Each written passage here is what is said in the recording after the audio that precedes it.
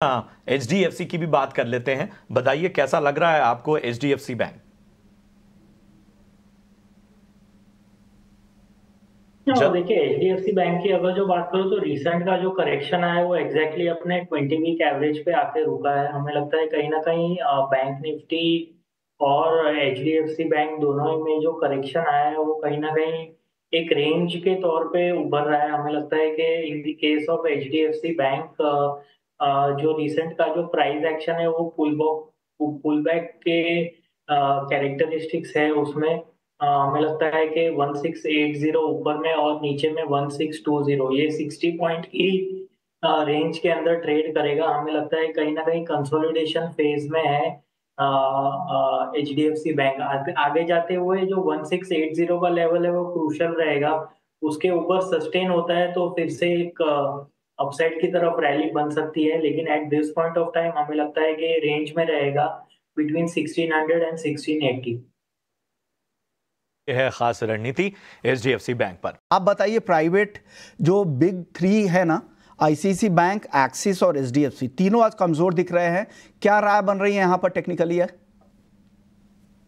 देखिए ओवरऑल जो private banking space में हमें लगता है कि कहीं ना कहीं उसका वेटेज के हिसाब से ये बैंक्स आज थोड़े गिरे हैं, लेकिन हमें लगता है कि कहीं ना कहीं बैंक निफ्टी की अगर जो मैं बात करूँ तो 51,000 51,500 ये जो रेंज में है वो हमें लगता है कि आगे जाते हुए ऊपर की तरफ ब्रेक होगी।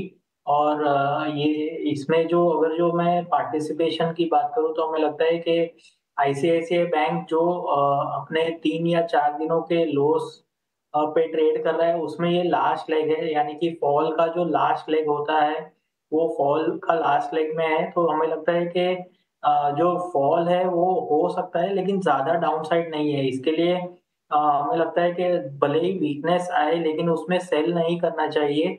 एक डेली पॉजिटिव क्लोज का वेट करे, लेकिन हमें लगता है कि जो बिग हैवीवेट्स है यानी कि जो प्राइवेट सेक्टर के बैंक है आईसीआईसीआई, एचडीएफसी और एक्सिस, उसमें कहीं ना कहीं पॉजिटिविटी आने वाले दिनों में आ सकती है। और ये जो रीसेंट वीकनेस है उसे as a buying opportunity use करनी चाहिए। तो डीएलएफ पर तो ये व्यू आ गया। बंधन बैंक, ब्रोकरेज हाउसेस की बुलिश रिपोर्ट और साथ ही ऑडिट पूरा होने के बाद ये ज़बरदस्त तेज़ी है, करीब करीब 10% की तेज़ी यहाँ पर दिख रही है। अवनी जी, बंधन बैंक अब क्या करना चाहिए? इतनी तेज़ी तो आ गई है। जी देखिए, बंधन बैंक में आज कई दिनों के बाद मेरे हिसाब से ऑलमोस्ट जो 27 सितंबर के बाद आज बहुत दिनों के बाद में 200 दिन के एक्सपोनेंशियल मूविंग एवरेज के ऊपर ये स्टॉक निकल पाया है। तो यहाँ से और अच्छे वॉल्यूम के साथ हुआ है, तो यहाँ से ये रैली कंटिन्यू तो होनी चाहिए। लेकिन जब भी कोई स्टॉक एक ही दिन में इतना चल जाता है तो हमेशा थोड़ा सा रिट्रेसमेंट जरूर हमें देखने मिलता है।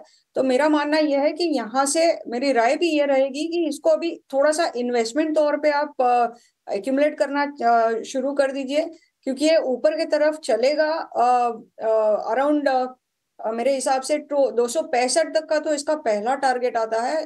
टारगेट नहीं कहूंगी, एक रेजिस्टेंस है, और उसके ऊपर जब सस्टेन करेगा तो ये स्टॉक ऊपर 312 तक चलना चाहिए। लेकिन अगर आप ट्रेडिंग के पर्सपेक्टिव से अगर बाय कर रहे हैं तो यहाँ से रिट्रेसमेंट जो है, जो मैं एक्सपेक्ट कर रही हूँ, वो भी शायद नीचे वापस एक बार 196 197 तक हो सकता है।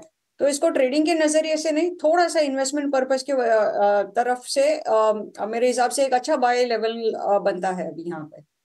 ठीक, तो ये है नजरिया बंधन बैंक पे।